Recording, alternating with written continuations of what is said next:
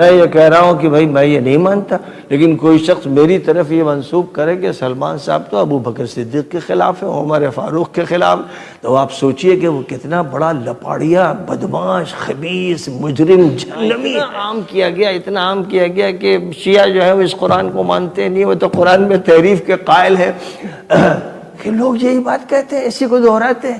ارے بھائی براہ راست پوچھ لیجئے کسی ذمہ دار شیعہ سے کہ وہ تم اس قرآن کو مانتے ہو کہ نہیں مانتے ہو، دیکھیے اس کا جواب کیا ہے۔ جو جواب ہو وہی حجت ہوگا، آپ کا کوئی فتویٰ حجت نہیں ہوگا۔ مزاج بنانے کی ضرورت ہے اور پوری امت میں عام کرنے کی ضرورت ہے کہ ہر فرد اپنا تعارف یہ کرائے کہ میں مسلم ہوں۔ بسم اللہ، ان الحمد للہ والصلاۃ والسلام علی رسول اللہ۔ یہ اس نے دو باتیں کہی۔ ایک بات تو یہ صحابہ کرام کے بارے میں اس نے کہا کہ میں تو نہیں مانتا ہوں، لیکن آپ میرے بارے میں کہیں کہ صحابہ کرام کے گستاخ ہیں تو کتنا بڑا لپاڑیا ہے۔ اچھا، یہ گندے گندے الفاظ پتہ نہیں کون سی تہذیب سے یہ بندہ آیا ہے، بزرگ ہو گیا ہے، بوڑھا ہو گیا ہے، لیکن اس کی زبان کتنی خراب ہے اور کتنی بدبودار ہے کہ یہ پتہ نہیں کہاں سے رکھے رہتا ہے یہ شخص گندے گندے الفاظ، اور موقع پاتا ہے تو نکالتا ہے۔ اللہ عالم کس تہذیب سے یہ شخص پیدا ہوا، ان کے الفاظ کہاں سے لاتے ہیں یہ؟ اب اس پر تو گفتگو ہماری ہے نہیں۔ صحابہ کرام رضوان اللہ تعالی علیہم اجمعین کے بارے میں تو بھائی اب کتابوں میں جانے کی ضرورت نہیں ہے، کسی ریسرچ کی ضرورت نہیں ہے، اب کسی تحقیق کی ضرورت نہیں رہ گئی۔ وہ تھا زمانہ جب لوگ بہانے کر لیتے تھے کہ نہیں وہ جھوٹ بات ہے، وہ تو خالی کتابوں میں لکھی ہوئی ہے۔ اب تو علل اعلان ان کے علماء، ان کے ذاکرین، ان کے خطبہ، ان کے مفسرین، جو بھی ان کے ہیں، ان کے حلقے کے تمام لوگ، ان کے متشددین اور ان کے اعتدال پسند، ان کے ہارڈ کور والے، ان کے سافٹ کور والے، سارے لوگ صحابہ کرام رضوان اللہ تعالی علیہم اجمعین کی برائیاں کرتے ہیں، ان کو گالیاں دیتے ہیں، ان پر طعن کرتے ہیں، ان پہ لعنتیں کرتے ہیں، ان پہ مجلسیں کرتے ہیں۔ اب یہ چیز کوئی تحقیق کی رہ ہی نہیں گئی۔ یہ آدمی پتہ نہیں کس دنیا میں ہے اور پتہ نہیں کن لوگوں کو دھوکہ دینا چاہتا۔ بہرحال یہ اس پر میری گفتگو نہیں، اصل گفتگو جو ہے کہ اس نے کہا کہ بھائی الزام لگایا جاتا ہے شیعوں پر، یہ قرآن کی تحریف کے قائل ہیں۔ چلو آپ اس میں کوئی تقسیم کرتے، کوئی درجہ بندی کرتے تو ایک حد تک آپ کی بات سننے کے لائق تھی، لیکن آپ کہہ رہے ہیں جواب آپ کا کیا ہے کہ آپ جا کر کے کسی عام شیعہ سے جا کے پوچھئے کہ قرآن میں آپ تحریف مانتے ہیں کہ نہیں مانتے ہیں۔ یہ کوئی جواب ہے؟ کیونکہ بھائی عام شیعہ ہو سکتا ہے اپنا عقیدہ نہ جانتا ہو، عام شیعہ ہو سکتا ہے تقیہ کر رہا ہو، کیونکہ تقیہ بہت اہم چیز ان کے یہاں ہے۔ ایسے ہی ایک جواب دیا جاتا ہے کہ جو قرآن آپ کے یہاں ہے وہی قرآن ہمارے یہاں ہے، تو ہمارے یہاں بھی وہی قرآن ہے جو آپ کے یہاں ہے۔ بھائی یہ جواب ہے، کیونکہ آپ کا تو عقیدہ ہے کہ وہ قرآن ہے ہی نہیں، وہ بعد میں آئے گا۔ ظاہر سی بات ہے جو موجود ہے وہی رہے گا آپ کے پاس، آپ وہی دکھاؤ گے۔ تو یہ سب جوابات نہیں ہیں، اس کے لیے کتابوں میں جایا جائے گا، اس کے لیے تحریروں میں جایا جائے گا۔ اچھا، برسبیل تذکرہ ایک بات یاد آ گئی۔ زمانے طالب علمی میں کسی وجہ سے مجھے بہت شوق ہوا تھا کہ میں دیکھوں کہ شیعوں کا اپنا نقطہ نظر کیا ہوتا ہے، وہ اپنے اخبارات میں، اپنی کتابوں میں، اپنی مجلسوں میں، اپنے حلقے میں کیا باتیں کرتے ہیں۔ یہ بہت شوق ہوا تھا مجھے۔ تو ہلور جو ہے ایک بستی ہے، وہاں مجھے پتہ لگا کہ بہت سارے رسائل آتے ہیں شیعوں کے، جیسے ہم لوگوں کے رسائل آتے ہیں، نوائے اسلام ہے، سنہ ہے، اور اس طریقے سے الفرقان ہے، ایسے مختلف رسائل، مختلف جو ہے ماہ نامے آتے ہیں۔ تو مجھے کچھ ماہ نامے ان کے ہاتھ لگے، تو ان کو پڑھ کر کے اندازہ ہوا کہ کس طرح کا ان کا معاملہ ہے۔ اچھا، پھر یہ بھی سمجھتے رہے کہ چلو تحریف قرآن کا عقیدہ عربی کتابوں میں ہوگا، ہندوستان میں اور پڑوس کے ملک میں، بنگلہ دیش میں، یعنی یہ سب جو علاقے ہیں ان میں یہ سارے عقائد کی باتیں نہیں لکھی جاتی ہوں گی اور عربی کتابوں میں لکھی جاتی ہوں گی۔ تو مجھے قرآن بھی ہاتھ لگا، جو قرآن میں اردو میں حاشیہ تھا، ترجمہ بھی تھا اور حواشی لگائے ہوئے تھے، اور اس حاشی میں لکھا ہوا تھا کہ یہاں پہ آیت بدل دی گئی۔ یعنی یہ کہتے ہیں کہ جھوٹ ہے، الزام ہے۔ اب وہ یہ کہ وہ تلاشنا میرے لیے اس وقت ممکن نہیں رہا اور یہ کہ وہ زمانہ ہو گیا اس کو دیکھے اور پڑھے ہوئے، تو اب وہ حوالہ تو دینا بہت مشکل ہو رہا ہے، لیکن اور حوالے ہیں اس سے اہم کتابوں کے حوالے۔ بھئی جب بھی حوالے دیے جاتے ہیں نا، ہم لوگ کہتے ہیں وہ پرانی کتابوں میں ہے، بھائی جو اسلاف کی کتابیں ہوں گی وہی اصل میں حوالے کی چیز ہے۔ بھئی ہم کیا کہتے ہیں، آج کے زمانے کا کوئی عالم دین اگر کوئی بات لکھتا ہے تو ہم اس کا رد کیسے کرتے ہیں؟ ہم یہی کہتے ہیں کہ جو ہماری امہات الکتب ہیں، جو ہماری بنیادی کتابیں ہیں، ان کتابوں میں یہ بات موجود نہیں ہے، اس لیے بعد کے زمانے میں کوئی نظریہ رکھتا ہے تو اس کا اپنا ذاتی نظریہ ہے۔ تو بھائی قرآن کے سلسلے میں، قرآن کی تحریف کے سلسلے میں یہ دیکھنا پڑے گا نا کہ اس زمانے کے لوگ کیا نظریہ رکھتے ہیں، یہ اصل نہیں ہے۔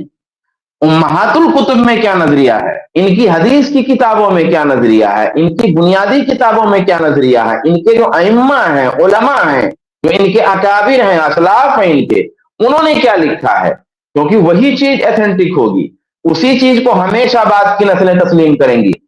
بعد والوں کو بعد کی نسلیں تسلیم نہیں کرتی اس طریقے سے۔ تو جب ہم امہات الکتب کے حوالے دیں تو اس سے بڑا حوالہ کچھ اور نہیں ہے۔ تو یہ ندوی صاحب کس کو دھوکہ دے رہے ہیں؟ یہ دفاع کر رہے ہیں ان کا۔ کاش اس شخص کو اصحاب رسول کے دفاع کی توفیق، کاش قرآن کے دفاع کی توفیق ہوتی، لیکن یہ قرآن کا نہیں، روافض کا دفاع کرنے بیٹھا ہوا ہے۔ اب آئیے میں جو ہے کچھ حوالے دیتا ہوں۔ ایک حوالہ زید بھائی میں نے بھیجا ہوا ہے، حق الیقین۔ حق الیقین مترجم ہے، جی جی آرام سے لائیے، مترجم ہے، پڑوس سے وہ چھپی ہوئی ہے، نیٹ پر بھی اس کے فوٹوز مل جائیں گے آپ کو۔ حق الیقین آپ لکھیں گے، عربی میں بھی وہ کتاب مل جائے گی۔ تو روایتیں اس میں ہیں اور ان کا ترجمہ ہے۔ اچھا روایتیں بھائی کوئی 2000 سے زائد روایتیں ہیں تحریف قرآن پہ، 2000 کے آس پاس روایتیں ہیں تحریف قرآن پہ ان کی، اور اس میں سے بعض متواتر بھی ہیں اور اصول دین کی حیثیت رکھتی ہے، جیسے امامت اصول دین کی حیثیت ہے امامت کی، ویسے اس کی اب دیکھیے یہ حق الیقین جو ہے یہ ملا باقر مجلسی کی کتاب ہے، اوپر دیکھیے لکھا ہے اردو ترجمہ، کوئی سید بشارت حسین ہے، مجلس علمی اسلامی پاکستان سے جو ہے یہ اس کا ترجمہ چھپا ہوا ہے۔ اب اس کے اگلے صفحات آپ دیکھیے کہ اس میں جو ہے کیا لکھا ہوا ہے، کیا چیز بیان ہوئی ہے۔ زید بھائی اگر تھوڑا بڑا کریں گے تو ہو سکتا ہے، جی ہو جائے۔ پہلا پیج یہی ہے، پہلا پیج یہی ہے، اس کے بعد ایک پیج اور ہوگا، تو اس میں جو ہے میرے لیے تھوڑا پڑھنا جو ہے میں اور بڑا ہو کچھ، جی جی اگر نہیں بھی ممکن ہوا تو میں اس کا خلاصہ بتا دوں گا انشاءاللہ، تاکہ وقت تاکہ کم سے کم ملے۔ اچھا موجود ہیں چیزیں، یعنی ایسا نہیں کہ میں کوئی بہت اس میں کوئی ریسرچ کی بہت زیادہ ضرورت ہے، آپ سرچ کریں اور اس کو دیکھیں اور حقائق کا پتہ کریں، آپ کو بہت آسانی کے ساتھ۔ جی یہ ایک منٹ یہ دوسرا صفحہ ہے کیا؟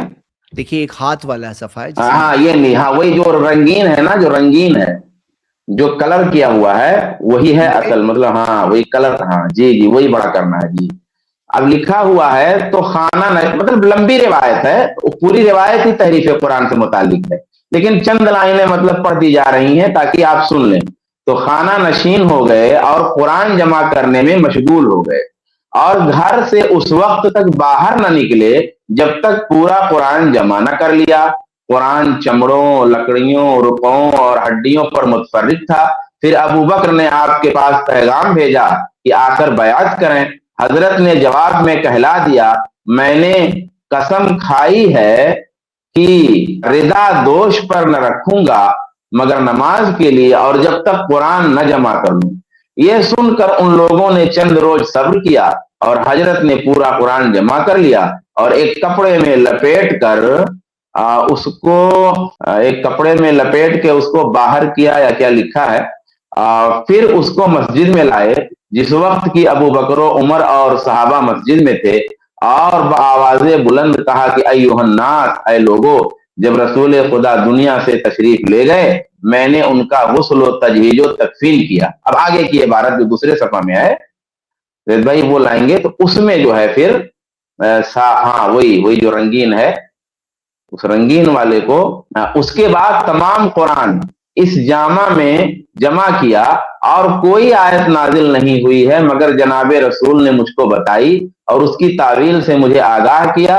قیامت کے دن نہ کہنا کہ ہم اس سے غافل تھے، اور یہ نہ کہنا کہ میں نے تم کو اپنی مدد کے لیے نہیں بلایا اور اس قرآن کو یا اس حق کو تمہیں یاد نہیں دلایا اور تم کو کتاب خدا کی جانب دعوت نہیں دی. عمر نے کہا جس قرآن سے ہمارے پاس ہے ہمارے لیے کافی ہے، یعنی جو قرآن ہمارے پاس ہے ہمارے لیے کافی ہے، ہم کو تمہارے قرآن کی احتیاج نہیں ہے، یعنی ضرورت نہیں ہے. حضرت نے فرمایا پھر اس قرآن کو نہ دیکھو گے یہاں تک کہ مہدی میری اولاد سے اس کو ظاہر کرے گا. اب یہاں دیکھیے یہ آخری جو لائن تھی کہ حضرت عمر نے گویا حضرت علی کا قرآن ریجیکٹ کر دیا اور کہا جو قرآن ہمارے پاس ہے وہ کافی ہے.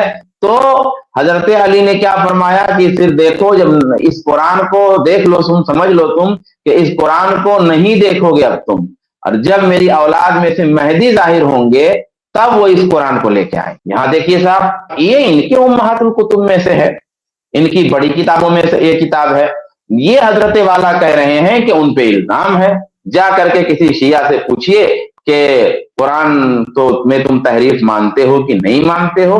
بھائی جو بیس ہے، جو بنیاد ہے جس پہ نسلوں کی تربیت ہوگی اور ہوئی اور قیامت تک جس پر تربیت ہوگی وہ کہاں سے ہوگی؟ وہ ان کی تفسیر کی کتابوں سے ہوگی، ان کی امہات الکتب سے ہوگی، ان کی اسلاف کی کتابوں سے ہوگی، یہاں سے ان کی تربیت ہوگی. تو یہ بات تو بالکل بیجا ہے اور درست نہیں ہے. یہ ایک حوالہ ہوا. دوسرا حوالہ اچھا زید بھائی میں نے ایک وہ یوم ولدتا والا جو بینر ہے وہ بینر ہوگا نا، وہ بینر لگا کے رکھیے. ہاں یہ اور یہ جو ہے نا یہ ایک آیت اس میں دکھ رہی ہے دونوں فوٹوز کے بیچ میں، وہ ذرا دکھنی چاہیے تاکہ پبلک دیکھے اور لوگ دیکھیں کہ ہم لوگ جو کام کر رہے ہیں ہم کس کے لیے. ہم کو جو گالیاں مل رہی ہیں منہ بھر بھر کے، کمنٹ میں گالیاں دے رہے ہیں، کہیں اور گالیاں دے رہے ہیں، وہ گالیاں ہمیں کیوں مل رہی ہیں؟ ہم کو ریالی کیوں کہا جا رہا ہے؟ ہم کو ریال خور کیوں کہا جا رہا ہے؟ پیٹرو ڈالر کھانے والا کیوں کہا جا رہا ہے؟ امریکہ اسرائیل کا ایجنٹ کیوں کہا جا رہا ہے؟ اس لیے کہا جا رہا ہے کہ ہم قرآن کا دفاع کر رہے ہیں، صحابہ کا دفاع کر رہے ہیں، رسول اللہ کا دفاع کر رہے ہیں، توحید کا دفاع کر رہے ہیں، توحید عبادت کا دفاع کر رہے ہیں اور اسلامی اصولوں کا دفاع کر رہے ہیں، تکفیر پر گفتگو کر رہے ہیں. ہم ان چیزوں پر گفتگو کر رہے ہیں، اس لیے ہم کو ایجنٹ کہا جا رہا ہے. اس کو رکھیے گا، مسلسل رکھیے اس کو، تاکہ لوگوں کی نظر اچھی طرح پڑتی رہے اور لوگ سمجھتے رہے. میں اس پہ بھی تبصرہ کروں گا.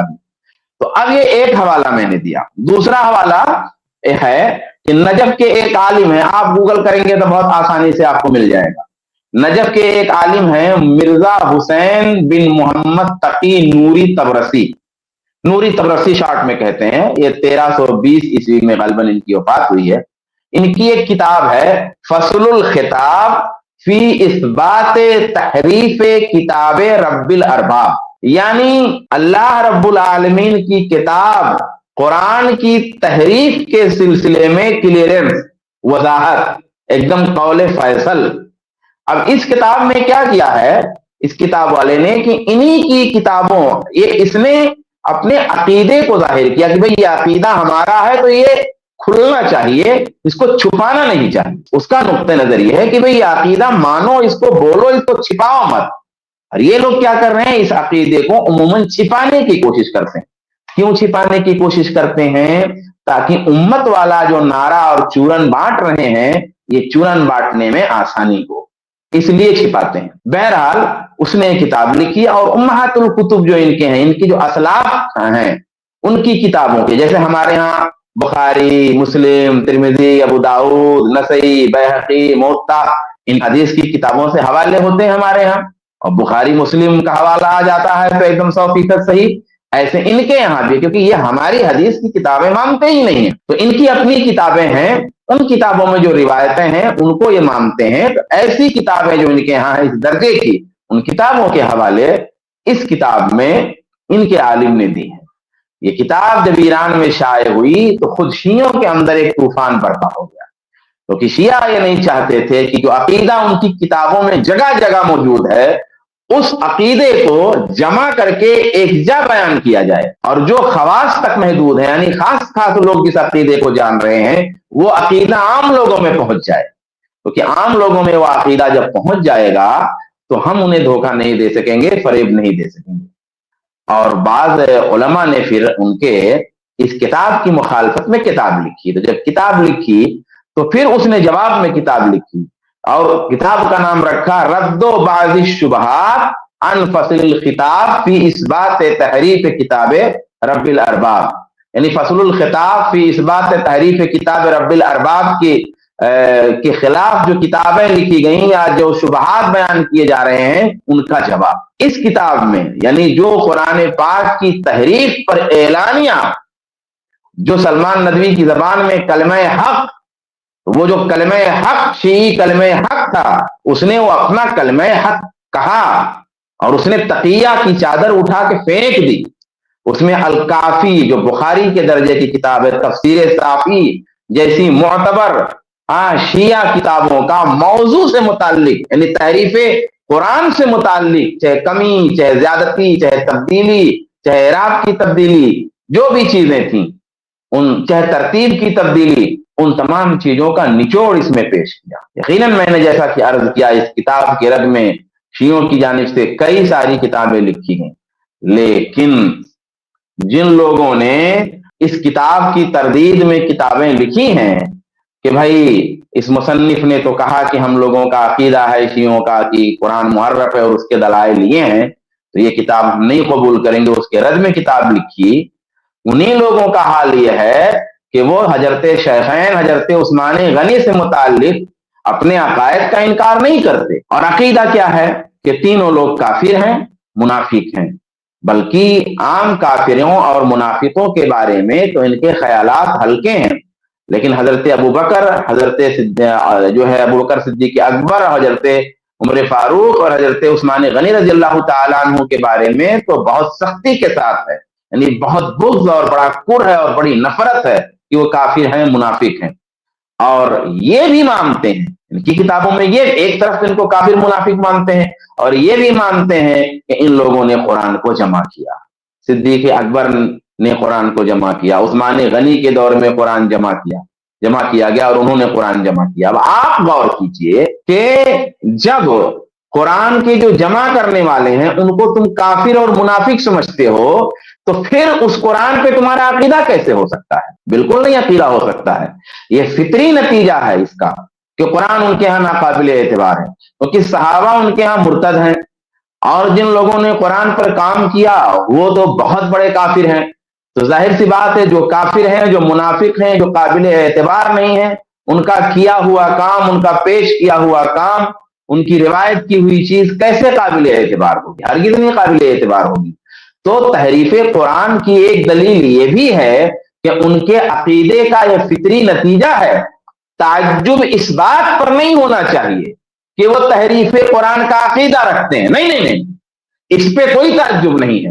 تعجب اگر کرنا ہے تو اس بات پہ کیجئے کہ وہ تحریف قرآن کا عقیدہ کیسے نہیں رکھیں گے۔ جب بھی کوئی ندوی، کوئی نعمانی، کوئی سومانی، کوئی اس طرح کے دمچھلے جب آ کے آپ کو بتائیں کہ نہیں وہ تحریف قرآن کا عقیدہ نہیں رکھتے ہیں، تو آپ پوچھئے کہ کسی کافر، کسی منافق، کسی مرتد کی پیش کی ہوئی چیز کیسے قابل اعتبار ہو سکتی ہے؟ ان سے پوچھئے۔ تو یہ فطری نتیجہ ہے۔ اچھا، اب جو جواب لکھے گئے اس کتاب کے جواب میں، جو کتابیں لکھی گئیں، جو جوابات آئے، ان کا جو خلاصہ بنتا ہے اس میں سے ایک بہت بنیادی بات جو جواب دینے والوں نے لکھی ہے، وہ کیا لکھی کہ یہ روایتیں ضعیف ہیں، یہ روایتیں ضعیف ہیں۔ بہت توجہ سے یہ بات سنیے گا اور یاد رکھیے گا، کہا روایتیں ضعیف ہیں۔ پہلی بات یہ کی تمام روایتیں ضعیف ہیں، ہزاروں روایتیں ہیں اولا۔ ثانیاً بہت سی روایتیں الکافی جیسی کتابوں میں ہیں، اور الکافی بخاری کے درجے کی کتاب ہے شیعوں کے یہاں، تو کیا وہ بھی ضعیف ہے؟ پھر میرا سوال یہ ہے کہ ضعیف راوی کی وجہ سے، کفایت بھائی کا یہ اسپیشلائزیشن ہے، ممکن ہے مفید تعلیقات ان سے بعد میں اس پہ سننے کو ملیں، میں یہ کہہ رہا ہوں کہ جب ضعیف راوی کی وجہ سے آپ کوئی حدیث نہیں قبول کر رہے، کوئی خبر نہیں لے رہے، اخبار ہے نا، تو اخبار آپ کے ہاں ہیں، اب گویا اخبارات پر آپ کے ہاں تنقید ہے، آپ ضعاف کو رد کرتے ہیں اخبارات میں، روایات میں، اور صحاح کو لیتے ہیں. تو ضعیف راوی اگر کوئی آتا ہے تو اس کی وجہ سے جو بھی ان کی فقہ روایت ہے اس کی روشنی میں آپ روایت کو ریجیکٹ کرتے ہیں کہ بھئی اس کے اندر روات ضعیف ہیں یا کوئی راوی ضعیف ہے. تو جب ضعیف روات کی وجہ سے چھوٹے درجے کی چیز روایتوں کو آپ ریجیکٹ کر دیتے ہیں تو پھر بڑے درجے کی چیز قرآن کو منافق روات سے کیسے قبول کر سکتے ہیں؟ غور فرمائیے کہ جب یہ کہتے ہیں کہ یہ روایتیں ضعیف ہیں اور ان میں ضعیف راوی ہیں، تو جب ضعیف راوی کی صرف ضعیف، اچھا ضعیف ہونا کافر ہونے کو لازم نہیں ہے. کسی راوی کے ضعیف ہونے کا مطلب یہ نہیں کہ وہ منافق ہے، وہ کافر ہے. کیونکہ کافر اور منافق ہوگا تو روایت میں اسے ایڈ ہی نہیں کیا جائے گا، صرف وہ روایت ریجیکٹ ہوگی، یعنی اس کو ایز اے روایت اس سے بحث ہی نہیں ہوگی. یہاں ضعیف کا مطلب یہ ہے کہ ان کے نزدیک وہ مسلمان ہیں، بلکہ ہو سکتا ہے ان کے نزدیک مومن بھی ہو، کیونکہ ہو سکتا ہے حافظے کی وجہ سے ضعیف ہو. تو ضعیف جب آپ کہتے ہیں وہ مومن بھی ہو سکتا ہے، مسلمان بھی ہو سکتا ہے، متقی پرہیزگار بھی ہو سکتا ہے، حافظے کی خرابی کی وجہ سے وہ ضعیف ہو گیا. جب اس کی روایت قابل قبول نہیں ہو رہی ہے تو سوال یہ ہے کہ جو راوی، جو روات، جو کام کرنے والے کافر بھی ہیں، منافق بھی ہیں، اور آپ کے نزدیک پورے دین کو برباد کرنے والے ہیں، تو دین برباد کرنے والوں، دین بدلنے والوں، دین میں تبدیلی کرنے والوں کا پیش کیا ہوا قرآن کو مان کیسے سکتے ہیں؟ یہ بہت نارمل سی بات ہے، اسے سمجھنے کی چیز ہے، اس کو بہت کلیئر کرنے کی چیز ہے. اب آئیے ایک دو حوالے ہم اور دے دیتے ہیں کہ بھائی دیکھیے یہ تحریف قرآن ہم ہوا میں نہیں بات کر رہے ہیں. اور جو یہ کہتے ہیں کہ ارے کل کی بات ہے، حالانکہ کل کی بات ہی بہت اہم ہے. بات کل کی ہم جب دلیل دیتے ہیں تو ہم کہتے ہیں رسول اللہ کے زمانے کے بعد صحابہ کا زمانہ، تابعین کا زمانہ، طب تابعین کا زمانہ، یہ زمانہ بہترین ہے. تو جو کل والوں کی بات ہے انہی کی بات معتبر ہوگی. لیکن چلیے آپ کہتے ہیں یہ بات کل کی ہے، آج ایسے عقیدے ہم نہیں رکھتے. چلیے آئیے ہم دکھاتے ہیں کہ آج بھی آپ ایسے عقیدے رکھتے ہیں. اور کوئی ایک حوالہ نہیں، کیونکہ ویڈیو لمبی ہو جائے گی خامخواہ میں ایک دو نمونہ خالی دے دیتا ہوں، باقی آپ کو ملتے رہیں گے ایسے نمونے، بہت سارے نمونے ہیں. زید بھائی، وہ توصیف بھائی اور ارشد بھائی کو ویڈیو میں نے بھیجی تھی، اس کی کٹنگ بھی کی ہوگی. حسن اللہ یاری کی ویڈیو ذرا لگائیے گا تو اس میں دیکھیے وہ کیا کہتا ہے. حضرت علی نے اپنے دور میں کون سا قرآن پڑھایا؟ آپ بتائیں نا، وہ آپ کو کیوں نہیں دیا؟ میرا سوال ہے نا، میں تو آپ سے سوال کر رہا ہوں. میں تو ابھی آپ کو جواب جب دوں گا عرض یہی ہے، تو آپ کو عرض یہی ہے میرے آپ بھائی، عرض یہی ہے کہ یہ سوال جو ہے نا فریقین جواب دے دیں، دونوں طرف جواب دے مطلب دیں. ثابت یہ ہوا کہ آپ کے پاس حضرت علی والا قرآن نہیں ہے؟ نہیں، ہم نے نہیں کہتے کہ ہمارے پاس نہیں ہے. ہم کہتے، ہمارا جواب یہ ہے کہ آپ کا جواب پہلے آپ جواب دے دینا. اگر آپ کے پاس اس سوال کے جواب ہے کہ یہی پہلی قرآن جواب یہ حضرت علی پڑھتے تھے، یہی قرآن علی والا ہے، یہی والا قرآن حضرت علی کا. نہیں، وہ دلیل دکھاؤ. یہی علی، دلیل دکھاؤ، یہی دلیل حضرت. اس پہ سب سے بڑی دلیل یہ ہے کہ حضرت عثمان کے بعد حضرت علی کا زمانہ آیا ہے. حضرت عثمان کا اگر یہ قرآن کامل نہ ہوتا تو حضرت علی اپنے والا لے آتے نا. خلافت تو ان کو حضرت عثمان کے بعد ملی ہے.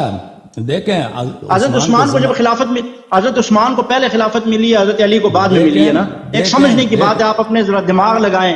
اللہ یاری صاحب، یہ دماغ بھی اللہ نے آپ کو دیکھیں، میں آپ سے اس موضوع پہ گفتگو نہیں کرتا کیونکہ آپ کے پاس مطالعہ نہیں اس موضوع پہ. لیکن میں آپ کے سوال کا جواب دے دیتا ہوں. یہ آپ حضرت علی والا قرآن دکھائیں. پلیز چپ کرو، پلیز تم چپ کرو، تم سن لو. پہلی بات یہ ہے کہ آپ کہتے ہیں کہ حضرت علی علیہ الصلوۃ والسلام عثمان والے قرآن پڑھتے تھے. آپ کے پاس کوئی دلیل تو ہے نہیں، آپ ظن و گمان پہ کہہ رہے ہیں کہ وہ عثمان کے بعد آئے ہیں، وہ عثمان کے زمانے میں تو یہ قرآن تو یہی پڑھتے تھے. دیکھیں، رسول پاک صلی اللہ علیہ وسلم کے بعد بہت سارے مصاحف تھے. عثمان کا مصحف ہے، اور ابو بکر کا مصحف ہے، ابی بن کعب کا مصحف ہے، زید بن ثابت کا مصحف ہے، عبداللہ بن مسعود کا مصحف ہے، اور امیر المؤمنین علیہ السلام کا مصحف ہے. ٹھیک ہے نا. اب آپ کہتے ہیں کہ امیر المؤمنین علیہ السلام نے اپنا مصحف چھوڑ دیا اور وہ عبداللہ بن مسعود اور اور عثمان بن عفان کی مصحف پڑھتے تھے. یہ بات دلیل کا محتاج ہے. آپ کی یہ دلیل دیتا ہوں. دلیل یہ ہے کہ آپ کے پاس بھی وہی ہے. پلیز، میرے پاس دلیل یہ ہے کہ آپ کے ٹیبل پہ رکھا ہوا قرآن وہی عثمان والا قرآن ہے. یہ دلیل ہے، سب سے بڑی دلیل ہے. تم کو ان باتوں کا آپ کی ٹیبل پہ کون سا قرآن رکھا ہوا ہے؟ یہ بڑی دلیل ہے کہ شیعہ بھی یہی قرآن پڑھتا ہے جو عثمان نے لکھا ہے. علی والا کیوں نہیں پڑھتے ہو آپ؟ حضرت علی کے باغی ہو؟ حضرت علی سے آپ نے حضرت علی کے قرآن کو چھوڑ کے عثمان کا پڑھ رہے ہو، کیوں؟ اب دیکھیے گفتگو کیا ہو رہی ہے ابھی اور واضح ہو جائے گا, ایک دوسری ویڈیو میں اور واضح ہو جائے گا کہ اگر قرآن آپ کے نزدیک ایسا ہے کہ قرآن اور بھی ہے تو وہ قرآن آپ کیوں نہیں پڑھتے؟ حضرت عثمان غنی رضی اللہ تعالیٰ عنہ کا قرآن کیوں نہیں پڑھتے؟ یعنی سائل یہ کہنا چاہتا ہے کہ حضرت علی کے پاس جو قرآن تھا, عثمان غنی کے پاس جو قرآن تھا, جو بھی مصاحف تھے, یہی قرآن تھا, کوئی قرآن الگ نہیں تھا, یہی قرآن اس وقت بھی تھا, یہی قرآن آج بھی ہے. یہ کہنا چاہتا ہے کہ نہیں, یہ قرآن حضرت علی والا قرآن نہیں ہے.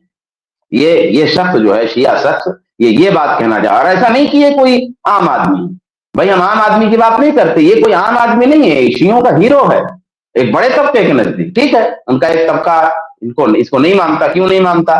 کیونکہ خمینی کے بارے میں اور خامنئی کے بارے میں کچھ الٹا سیدھا بول دیا تھا. ان کے آپس میں بھی اختلاف ہوتے ہیں, تو وہ ایک الگ چیز ہے. لیکن یہ کہ اس طبقے کا یہ ہیرو ہے اور یہ کہہ رہا ہے کہ نہیں, حضرت علی کا قرآن تھا جو ابھی ہے نہیں, یعنی یہ قرآن ابھی اصلی قرآن نہیں ہے. آگے دوسری ویڈیو میں ابھی واضح ہو جائے گا, اور دوسری ویڈیو اسی کی ہے. جی حسن اللہ یاری صاحب, جھوٹ نہ بولیے گا, قرآن آپ کے پاس موجود ہے, قرآن ہاتھ میں ابھی پکڑیے, قرآن ہاتھ میں ابھی پکڑیے, اور ہاتھ میں پکڑ کے جو ہے اٹھائیے اسے قرآن کو, میرے کہنے پر ایک بار please. I love you, thank you. یہ قرآن آپ نے پکڑا ہے. اب ذرا میری طرف دیکھیں, بائبل کے تانے میں نے دے رہے تھے آپ مجھے, میری طرف ذرا آنکھوں میں آنکھیں ڈال کر جی سر بولیں آپ بولیں, مجھے بتائیں کہ جو قرآن آپ کے پاس ہے, جو قرآن آپ نے پہلے اپنے ہاتھ میں اٹھایا تھا, وہ قرآن قسم کھا کر کہیں کہ یہ وہی قرآن ہے جو حضرت محمد صلی اللہ علیہ وآلہ وسلم پر نازل ہوا تھا. کھائیں قسم. بالکل, اللہ تعالیٰ کی قسم, اس میں جتنے الفاظ ہیں یہ سب ہمارے نبی کریم صلی اللہ علیہ وسلم پہ نازل ہوئی. یہ سب اللہ تعالیٰ کے کلام ہے, یہ سب اللہ تعالیٰ کا کلام. یہ میرا عقیدہ. بسم اللہ کی بے سے لے کے اور اینڈ والی آیت بائے بسم اللہ سے لے کر سین والناس تک یہ ہمارا عقیدہ ہے, یہ اہل بیت علیہ السلام کا اجماع ہے, یہ اللہ تعالیٰ کا کلام. ٹھیک ہے نا, یہ بالکل ہمارا عقیدہ. ٹھیک ہے, ٹھیک ہے, آپ کا عقیدہ میرے پاس آ گیا. اب مجھے یہ بتائیے گا, بس اب یہاں ذرا رکیے.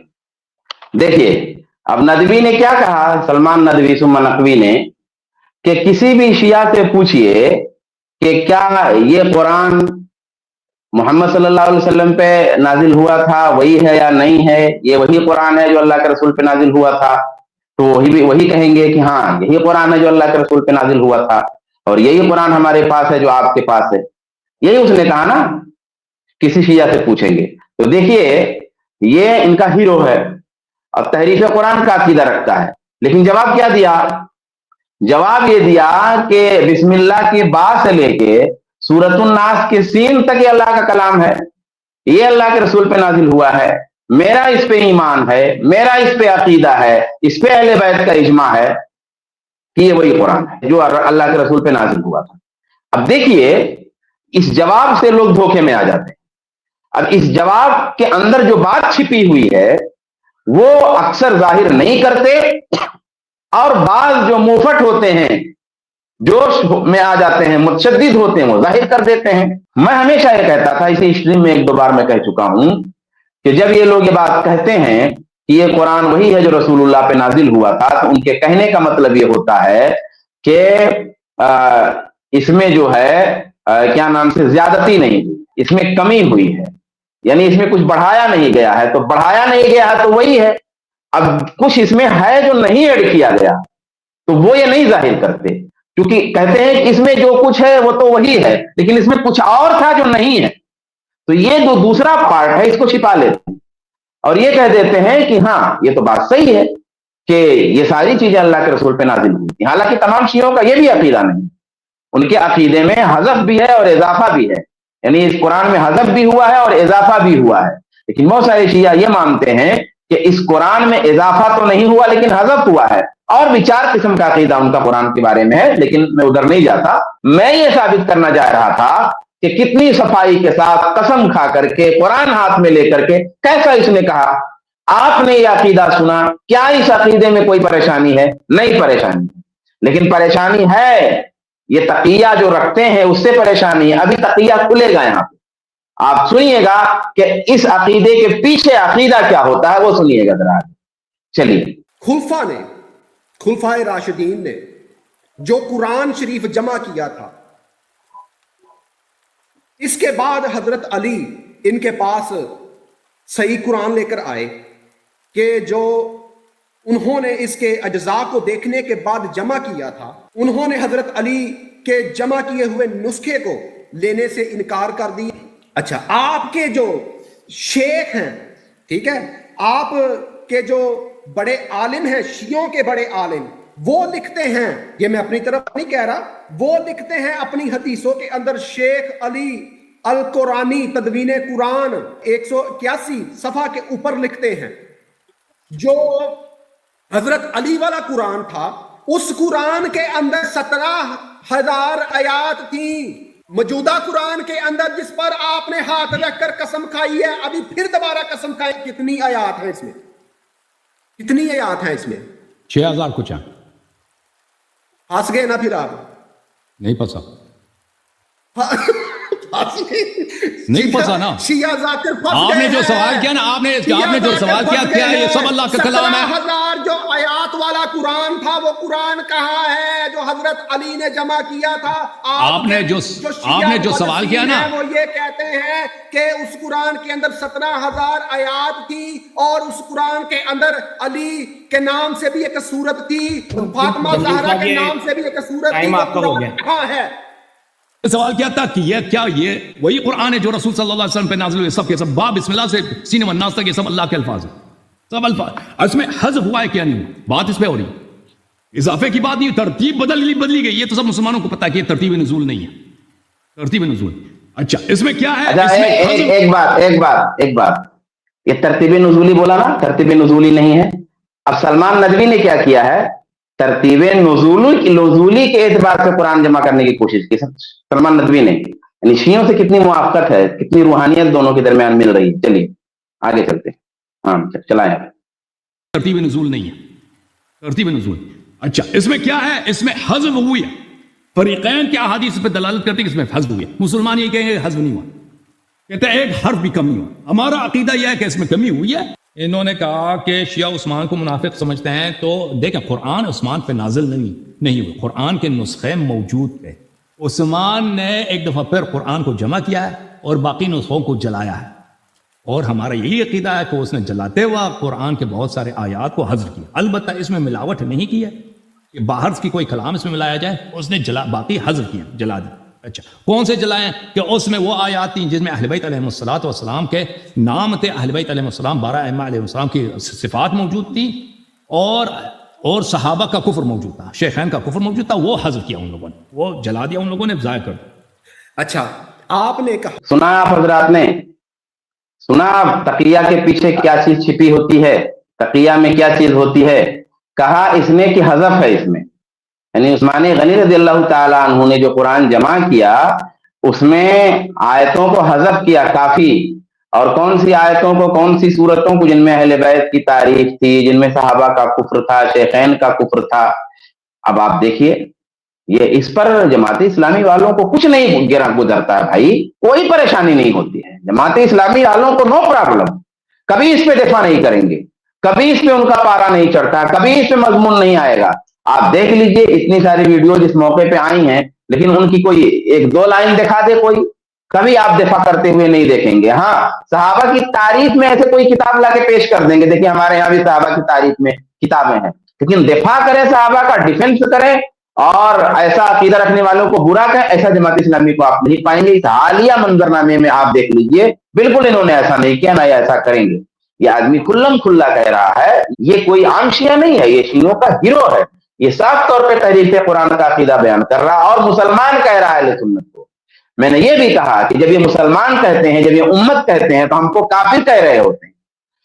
یہ جو جنگ چلی ہے اس دوران ہم کو بہت مسلمان کہا گیا، بہت دفعہ امت کہا گیا، لیکن یہ جان لیجئے کہ ہم کو جب بھی امت کہا جاتا ہے، جب بھی مسلمان کہا جاتا ہے، تو وہ اس لیے کہا جاتا ہے کہ ہم کافر ہیں، ہم منافق ہیں، لیکن ہم مسلمان لفظ صحیح مانتے ہیں، ہم امت لفظ صحیح مانتے ہیں، اس لیے ہم کو اچھا لگتا ہے امت اور مسلمان کا لفظ، لیکن ان کے یہاں مسلمان اور امت کا مطلب منافق اور کافر ہے۔ یہ اپنے جو اصلی ہیں ان کو مومن کہتے ہیں، ان کے لیے مومنین کی تعبیریں استعمال کرتے ہیں، تو یہ یاد رکھیں لوگ۔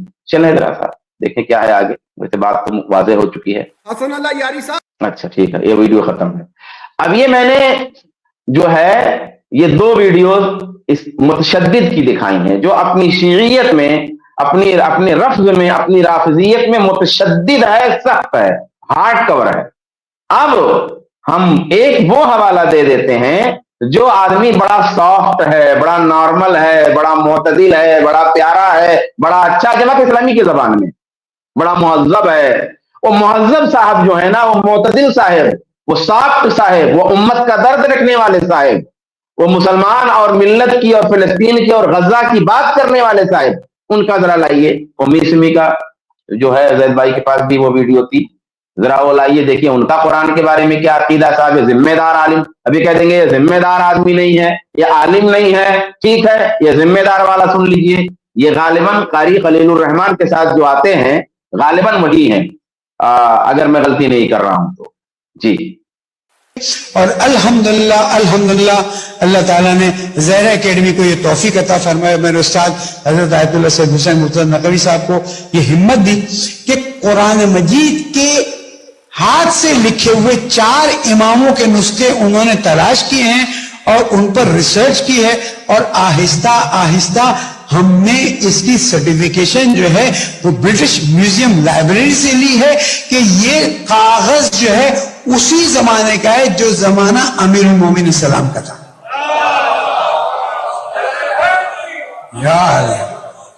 یہ اللہ تعالیٰ کا احسان ہے. میں اللہ تعالیٰ کا شکر ادا کرتا ہوں کہ زہرا اکیڈمی نے, ویسے تو اللہ تعالیٰ نے کرم کیا کہ جن کے نام کی تھی وہ برکتیں ہیں, لیکن تاریخ کا یہ کام آپ کو آگے چل کے بتائے گا. میں یہاں سے اس وقت بیان کرنے کی پوزیشن میں نہیں ہوں, ورنہ اہل سنت کے ساتھ ہمارے اختلافات ایک دم سے کھڑے ہو جائیں گے اور ہم پھر اس کو حل نہیں کر سکیں گے. اس لیے کہ اس وقت تو دشمن ڈھونڈ رہا ہے وہ ایک چھوٹی سی چیز مل جائے اختلاف کی, اس کو ایسا دھماکہ کر دیا جائے. لیکن جب پورے 4 نسخے سرٹیفائی ہو جائیں گے, ان کے اندر جو چیزیں مسنگ نظر آ رہی ہیں ان کو ہم سرٹیفائی کر لیں گے, تو آپ کے سامنے وہ پیش کیا جائے گا اور آپ اس کی زیارت بھی کریں گے, دیدار بھی کریں گے, اور انشاءاللہ تاریخ اس بات کو لکھے گی کہ جہاں انقلاب اسلامی کی برکت سے تشیع کو اتنی عزت ملی, وہاں تشیع نے اوریجنل قرآن مجید کو ڈھونڈ نکالا اور عوام کو واپس دے دیا. ہے لعنت بر ہؤلاء. اللہ اکبر. یہ معتدل صاحب ہیں, یہ ذمہ دار صاحب ہیں, یہ سافٹ ہیں. کیا فرمایا ہے پہلے تو بیچ میں کیا فرمایا کہ کچھ یہ کہنا چاہتے تھے, اصل میں کھل کے کچھ کہنا چاہتے تھے, لیکن ان کو امت کا درد اٹھ گیا پیٹ کے اندر کہیں سائڈ میں, بڑے تیز کا امت کا درد لگا ان کو, تو وہ درد لگنے کی وجہ سے رک گئے. ہاں, جیسے جماعت اسلامی والوں کو امت کا درد لگتا ہے, ایسے ہی امت کا درد لگتا ہے. تو یہ امت کا درد ان کو لگ گیا, مسلمانوں کا درد ان کو پیٹ میں کہیں لگا, تو انہوں نے وہ جو بات کہنے جا رہے تھے نا, انہوں نے امت پہ احسان عظیم کیا کہ وہ بات انہوں نے نہیں پیش فرمائی, کیونکہ وہ بات پیش کرنے سے نا امت میں اختلاف ہو جاتا. جی ہاں, امت میں اختلاف نہ پڑے, امت کو اختلاف سے بچانے کے لیے, امت کو متحد رکھنے کے لیے, امت کے درد میں, امت کی پیڑا میں ایک بات یہ کہنا چاہ رہے تھے, وہ بات انہوں نے نہیں کہی. ٹھیک ہے, لیکن کہہ بھی دی, لیکن تھوڑی دیر کے بعد کچھ نہ کچھ کہہ بھی دیا. کیا کہہ دیا بھائی؟ انقلاب اسلامی کی برکت سے. وہ انقلاب اسلامی کون ہے؟ وہ خمینی انقلاب. اس کی برکت سے بہت کچھ ہوا, لیکن ایک اور کام اس کی برکت سے کیا ہوا کہ اوریجنل قرآن ڈھونڈ نکالا. سبحان اللہ.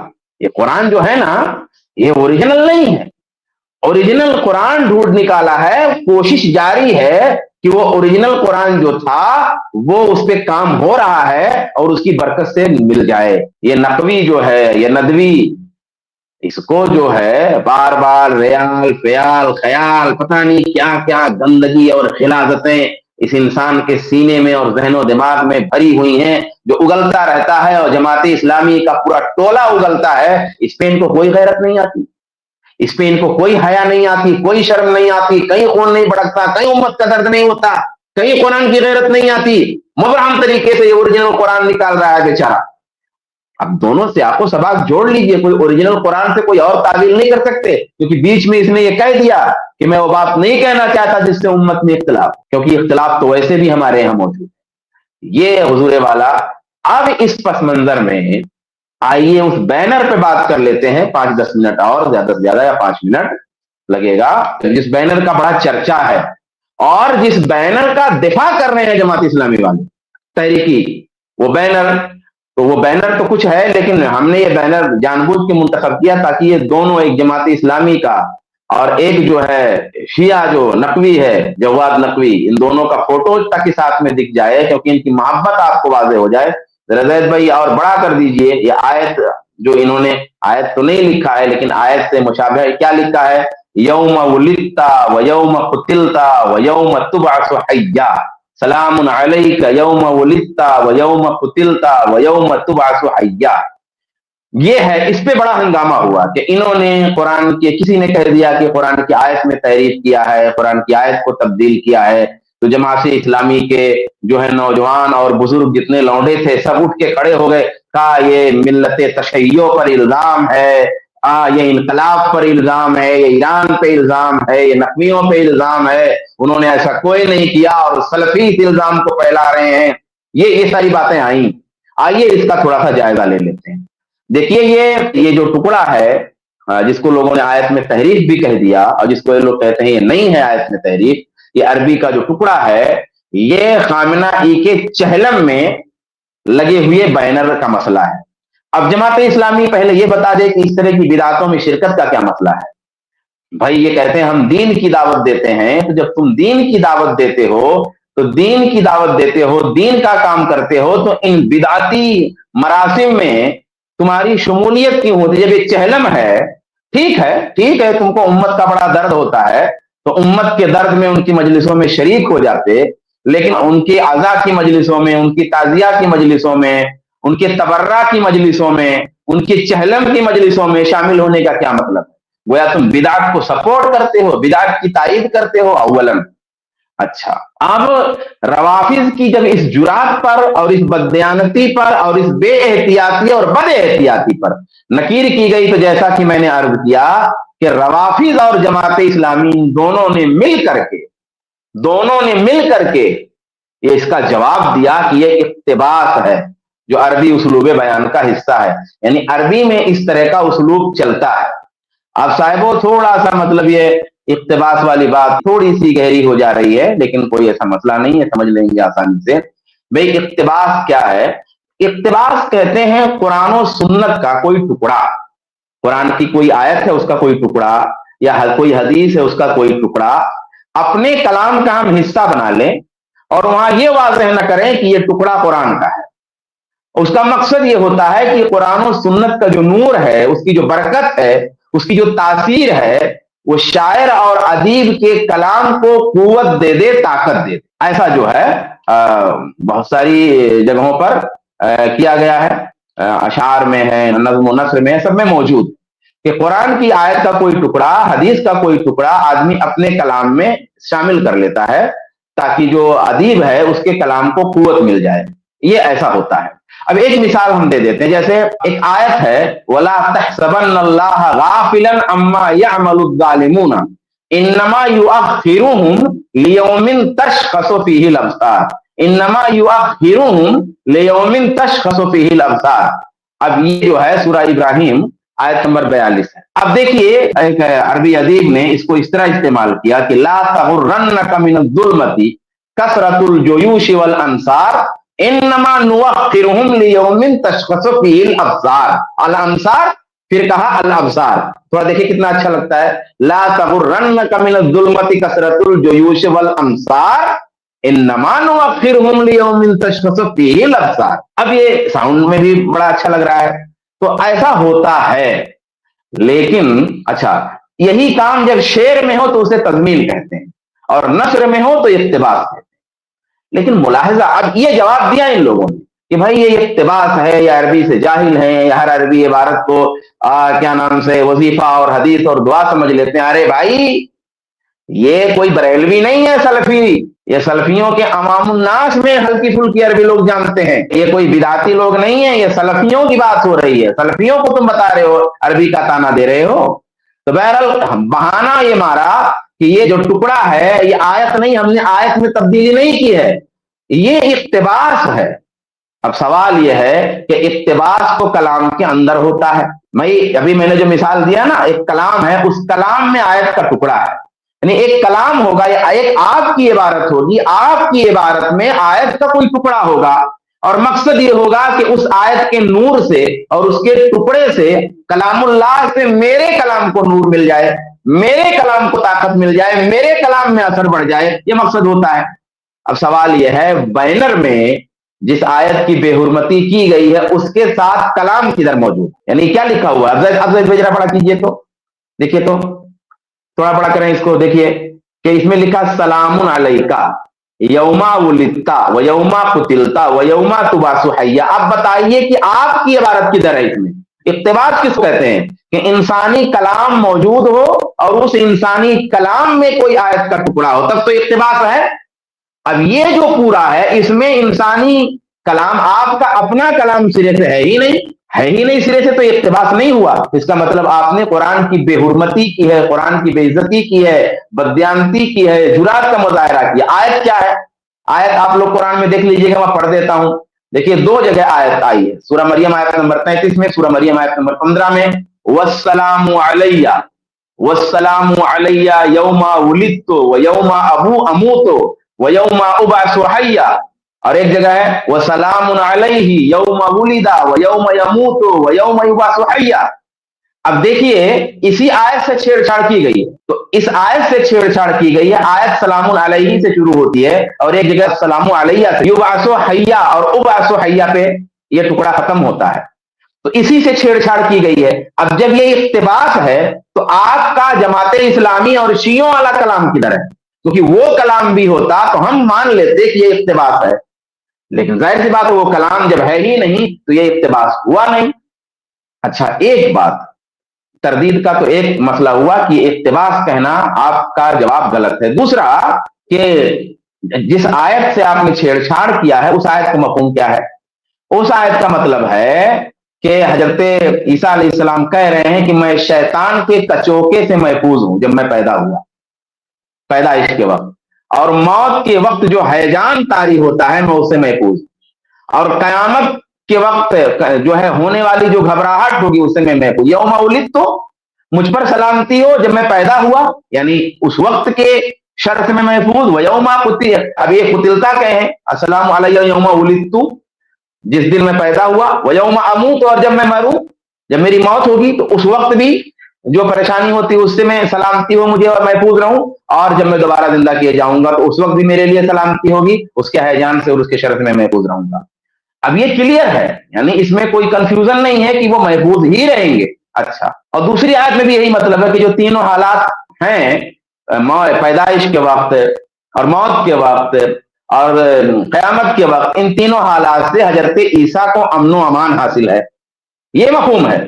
اب اس ٹکڑے میں ہیر پھیر کر کے آپ نے جو یہاں استعمال کیا، تو کیا آپ یہ کہنا چاہتے ہو کہ جس دن یہ خامنہئی پیدا ہوا اس دن حضرت عیسیٰ کی طرح اسے امان تھی، اور جس دن یہ ہلاک ہوا اس دن حضرت عیسیٰ کی طرح اس وقت اسے امان تھی، اور جس وقت دوبارہ اسے سزا کے لیے پیدا کیا جائے گا اس وقت بھی حضرت عیسیٰ کی طرح اسے امان ہے؟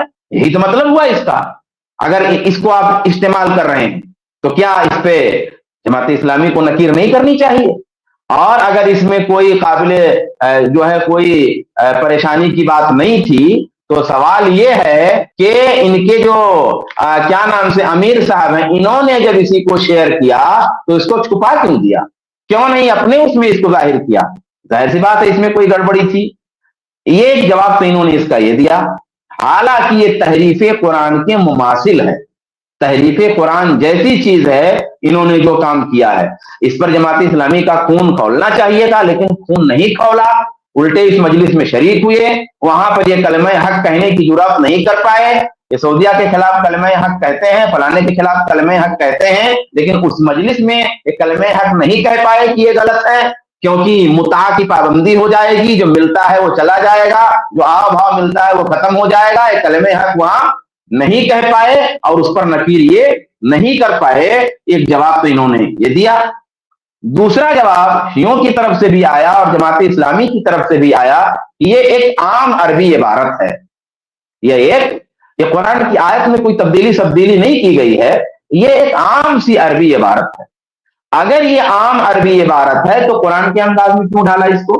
कुरान के अंदाज में ढालने का मतलब थोड़ा सा सेगा बदल करके उसको आम अरबी कह दिया, तो उसका मतलब क्या है कि कुरान वाला असर देना, कुरान में जो इशारा किया गया जो फजीलत है वो फजीलत देना। फिर पूरा बैनर उर्दू में है तो ये एक लाइन अरबी में क्यों है? देखिए, बैनर जब बनता है तो आम तौर पे जब कोई अरबी लाइन होती है तो उसका मकसद होता है, क्या होता है? जैसे कोई शेर है बैनर में डाल दिया, वो अरबी में है, बाकी बैनर उर्दू में है। किसी का कोई मकूला है, कौल है किसी का, वो डाल दिया, पूरा बैनर उर्दू में है। कोई असर है सहाबी का खूबसूरत सा, वो डाल दिया मौका की मुनासिबत से और पूरा बैनर उर्दू में है। कोई आयत का टुकड़ा डाल दिया, पूरा बैनर उर्दू में है। और कोई मखसूस दुआ डाल दिया, पूरा बैनर उर्दू में है। ऐसे कोई आम सी अरबी इबारत बैनर में नहीं डाली जाती। किसको धोखा दे रहे हो? ये तो मदरसे के पढ़ने वाले तलबा जानते हैं इस बात को। ये किसको धोखा दे रहे हो कि आम सी अरबी इबारत है? आम सी अरबी इबारत बना करके ऐसे बैनर में नहीं डाली जाती, बैनर में खास अरबी इबारत डाली जाती है। अब तुम बताओ ये क्या खास अरबी इबारत है? वो खास तो वही है जिसका जवाब तुमने दिया, इख्तिबास, तो वो उसके मुर्तकिब तुम हुए। अफसोस इस बात का है कि जमात इस्लामी के लोग कुरानी गैरत का मुजाहरा करते हुए इस अमल का नोटिस लेने के बजाय इसका दिफा कर रहे हैं। अफसोस इन्हें कातिलों, जालिमों और मुनाफिकीन के दिफा का मौका है, मगर असहाबे रसूल के दिफा का इन्हें मौका नहीं है कि रवाफिज के खिलाफ कुछ लिख सकें। इस बैनर पर सवालात उठाने की एक बड़ी वजह यह भी है कि ये असहाबे रसूलुल्लाह और कुरान से मुताल्लिक गलत अकीदा रखते हैं। यानी जिन लोगों ने कहा कि इसमें कुरान की तहरीफ की गई है, उनके लिए ये चीज वैलिड है। क्यों? वो ये कह सकते हैं, क्यों कह सकते हैं? क्योंकि ये सहाबा के बारे में मुनाफिक और मुर्तद कहते हैं, तो सहाबा वाला कुरान नहीं मान सकते। और तहरीफ कुरान का अकीदा रखते हैं, तो जो तहरीफ कुरान का अकीदा रखता हो उसको कुरान में कुछ रद्द बदल करना बड़ा आसान है। क्योंकि ये चीज इनके अकीदे से मेल खा रही है, इसीलिए तहरीफ का शक होना फितरी है। जब भी कोई केस आता है, जब भी कोई चोरी की वारदात होती है, कोई कत्ल की वारदात होती है, तो पुलिस अपनी फाइल देखती है कि इस शहर में, इस इलाके में बड़े बड़े चोर, गैंगस्टर कौन कौन से हैं, पहले उनको पकड़ती है, उनसे तफ्तीश करती है। तो जाहिर सी बात है, जब कुरान के चोर हैं या साहब की अजमत के चोर हैं, तो इन चोरों पर अगर किसी को शक भी हो गया, शुबा भी हो गया, अगर मान लो कि नहीं है ये तहरीर, थोड़ी देर के लिए मान लो, तो वो शक, वो शुबा वैलिड है, उनको हक है करने का, क्योंकि ये शक और शुबा चोरों के मुताल्लिक किया गया है जो चोरी करते हैं। अल्लाह तबारक व तआला से दुआ है, अल्लाह तबारक व तआला इन दोनों जमातों के शर से तमाम उम्मत को, तमाम मुसलमानों को महफूज फरमाए। और आज की हालिया तारीख ने और इस जंग के मंजरनामे इनकी तमाम खबासतों को बिल्कुल खोल करके रख दिया है। अल्लाह तबारक व तआला हम सबको इनके शर से बचाए। आमीन। अस्सलामु अलैकुम वरहमतुल्लाहि वबरकातुहू। जज़ाकल्लाहु खैरा। शेख अल्लाह कबूल करे, बारकल्लाह फी। ये जो मौजू है, ये मौजू जो शेख ने ओपन किया इस बार, यानी हकीकत में ये एक ऐसी चीज है जो बिल्कुल ओपन सीक्रेट है, जो सीक्रेट रखने की कोशिश की जाती है कि शिया कुरान की तहरीफ के कायल है। अच्छा भाई, शेख ने जो बात बताई, और एक वहां पर क्रिश्चियन डिबेटर भी था, तो मैं इस बात को थोड़ा सा आपके सामने रख दूं ताकि कोई अगर इस बारे में कोई डाउट में ना हो। भाई, अल्लाह ताला ने इस किताब की हिफाजत की है, अल्लाह ताला ने इस किताब की गारंटी ली है। मैं आपको जस्ट 1-2 मिनट में कुछ बात बता देता हूं। तो कुरान का जो आप देखोगे, अल्लाह की किताब है, इसके बहुत सारे वाज़े दलाइल हैं और अनचेंज्ड किताब है, एक अनचेंज्ड पैगाम है इसका। अल्लाह ताला ने खुद चैलेंज किया है। आप खुद बोलो कि जो कुरान पर ईमान रखता है, मौजूदा कुरान पर ईमान रखता है, वो ये आयत को पढ़ता है, वो कैसे इस ईमान तक पहुंच सकता है कि कुरान में चेंज हो गया? जब अल्लाह ताला ने खुद चैलेंज किया है कि इन्ना नहनु नज़्ज़लना ज़िक्रा व इन्ना लहू लहाफ़िज़ून, कि हमने इस पैगाम को भेजा और हम इसकी हिफाजत करेंगे। अल्लाह ताला ने इसकी हिफाजत की गारंटी ली है। तो हम देखते हैं कि कुरान की हिफाजत में कई चीजें मिलती है। जिस तरह से नबी सल्लल्लाहु अलैहि वसल्लम ने उभारा लोगों को कि कुरान को सीखें, सिखाएं, اور جس طرح سے حفاظ صحابہ، خود نبی صلی اللہ علیہ وسلم کے زمانے میں سب سے پہلے حافظ خود نبی صلی اللہ علیہ وسلم، اور کئی سارے صحابہ جو قرآن کے حفظ کیے، کئی سارے آپ کو نام ملتے ہیں. یہ کچھ نام جو ذکر ہے ہم دیکھتے ہیں تو یہ فتح الباری میں جو کچھ نام ذکر ہے کچھ 39 صحابہ کا، لیکن اس کے علاوہ بھی اور کئی سارے صحابہ ہیں. 70 صحابہ تو شہید ہوئے تھے، وہ حفاظ صحابہ تھے، جیسے کہ صحیح بخاری کی حدیث میں آتا ہے. جو یمامہ کی جنگ میں جو شہید ہوئے تھے وہ بھی حفاظ، یعنی بڑی تعداد میں جو حفاظ صحابہ تھے. تو یعنی حفظ کرنا ہمیں ملتا ہے. نبی صلی اللہ علیہ وسلم نے جو خود لکھوایا، اور جو کاتب وحی تھے، جو نبی صلی اللہ علیہ وسلم کے جو کئی صحابہ کے نام زاد المعاد میں امام عبد القیم نے کئی صحابہ کے نام ذکر کیا جو کتاب وحی یعنی وحی لکھنے والے کاتب تھے. اور متواتر سندوں سے قرآن جو آتا ہے متواتر سندوں سے آتا ہے، یعنی میموریز بھی تھی، اور کئی ساری جو ساری جو قراتیں ہیں قرآن کی، وہ ساری قراتیں متواتر سندوں سے، یعنی الگ الگ علاقے کے الگ الگ اتنے سارے لوگوں نے بیان کیا ہے کہ جن کا ایک جھوٹ پر اتفاق ہونا ناممکن ہے، یعنی متفق ہو جائے ایک جھوٹ پر، وہ ناممکن ہے. تو اس طرح کی جیسے ایک سند میں آپ کو بتا رہا ہوں، یہ اس طرح کی سندیں ہیں قرآن کی جو خود آپ دیکھتے ہو الگ الگ جو قراتیں ہیں وہ قراتوں کی سندیں ملتی ہے. تو قرآن کا ہم دیکھتے ہیں اورل ٹرانسمیشن بھی ہے، جو سیکھنا سکھانا، متواتر سندیں ہیں، مسلمانوں کا اتفاق ہے جو ہم دیکھتے ہیں، صحابہ کا اجماع ہے، ریٹن ٹرانسمیشن ہے. خود آپ دیکھتے ہو کہ الگ الگ سٹیجز میں جو یہ کچھ مینیوسکرپٹس کا ذکر ہے، قرآن کی مینیوسکرپٹس آپ خود دیکھ سکتے ہو کہ یہ قرآن کے جو مینیوسکرپٹس ہے کوئی بھی جا کر دیکھ سکتا ہے، ایک دو نہیں. یہ جو آپ مینیوسکرپٹس میں بتا رہا ہوں بعض مینیوسکرپٹس، اور آج ہم اس زمانے میں رہتے ہیں. یہ دیکھیے ایک ویب سائٹ مثال ہے، یہ الفرقان نام کی جو ویب سائٹ ہے، اس میں جا کے سرچ کر سکتے ہیں. مینیوسکرپٹس میں ہزاروں مینیوسکرپٹس ہے، یعنی آپ کوئی بھی آیت چاہتے ہو تو وہ آیت کئی ساری اس کی مینیوسکرپٹس موجود ہے. یہ بھی ایک اور ویب سائٹ ہے جس کے اندر 800 مینوسکرپٹ جمع ہے. یہ الفرقان میں بہت ساری ہزاروں کی تعداد میں مینوسکرپٹس موجود ہے، آپ سرچ کر کے بھی دیکھ سکتے ہو. یعنی اتنی ساری چیزیں ہیں. کمپیئر کرو گے دوسرے مذہبوں کے کمپیریزن میں تو وہاں پہ نہ یاد کرنے کی عادت ہے، حفظ کی نہ ٹریڈیشن ہے، نہ اس کے اندر اس طرح سے ریٹن جو مینوسکرپٹس ہے. اگر آپ دیکھو گے کہ مذہب جو کتاب جس زمانے میں لکھی گئی اس کے بہت بعد میں، جو زمانے کی کتاب ہے اس کے بہت بعد میں لکھی گئی، اس کے مینوسکرپٹس بہت بعد میں، 800 سال بعد، 300 سال بعد اس طرح کی مینوسکرپٹس ملتی ہے. تو یہ ہم نے کچھ چیزیں دیکھی، بس یہ شارٹ پہ میں نے اس لیے بتایا تاکہ کوئی کنفیوژن کا شکار نہ ہو. السلام علیکم ورحمۃ اللہ وبرکاتہ. کیا آپ کو پتا ہے i+TV کے جو مختلف پروگرامز آپ تک پہنچتے ہیں، دینی programmes, Islamic programmes, research programmes, علمی پروگرامز، یہ سارے پروگرامز کو آپ تک پہنچانے میں کئی اخراجات ہوتے ہیں. علماء جو اپنا وقت دیتے ہیں، اور بہت سارے ایسے کاسٹ جو بیہائنڈ دا سین ڈپارٹمنٹس ہوتے ہیں جو علماء کے علم کو آپ تک پہنچانے میں ذریعہ بنتے ہیں، جیسے technical staff, editors, animators, social media staff, support staff. Technology کا بھی کاسٹ ہوتا ہے، premises cost, travelling cost, equipment. ایک پروفیشنل اسٹوڈیو کو مینج کرنے میں، ایک ٹیم کو مینج کرنے میں بہت سارے کاسٹ ہوتے ہیں. میں آپ کو بھی ابھارتا ہوں کہ آپ بھی اس کام میں ضرور سپورٹ کریں، i+TV میں اپنا تعاون ضرور پیش کریں. جزاک اللہ خیر، والسلام علیکم ورحمۃ اللہ.